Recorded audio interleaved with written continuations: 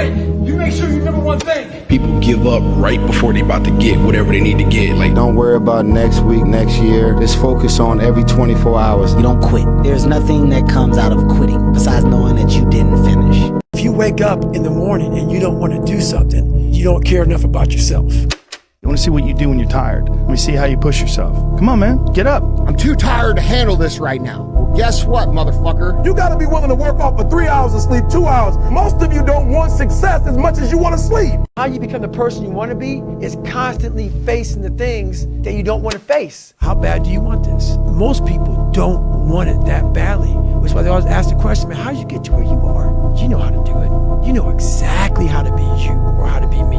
You don't want to do it. Don't get better on the daggone couch. You get better by getting the fuck after it every daggone day. That work that you do every single day is key, and that's what you're going to be able to rely on when push comes to shove. You can't sit back and say, I start in half an hour. I gotta start now. So put in the daily effort. Do what you're supposed to do. People don't understand you anymore. You're in that spot of obsession and drive. Not being driven or obsessed, this motivation fades. Once you become obsessed with something, it's okay to be unbalanced for a while. Because you're gonna be so fucking obsessed and so driven to get there, and that's what it takes. Something in you has to wake up. And usually the only person that can wake it up is you. If you don't have a little flame, you know, just barely, you're done. I can't light it for you. Your friend and a lot of people out here just don't fucking want it. So guess what? You may have failed miserably yesterday. Be like, man, how the hell are you this fucking damn motivated? Because this is what it takes. This is what the fuck it takes. Whatever gets you motivated, it's gonna be here at the tip of your brain at all times. Because in those dark moments, you gotta pull it out. The mind knows you're not going to quit something, it's going to try to find more. When your mind knows it's not going to quit, and this is what I found out, when your mind knows it's not going to quit, your body will adapt to whatever is in front of it. At some point, everything's going to go south on you. Everything's going to go south, and you're going to say, this is it. This is how I end. Now, you can either accept that, or you can get to work. That's all it is.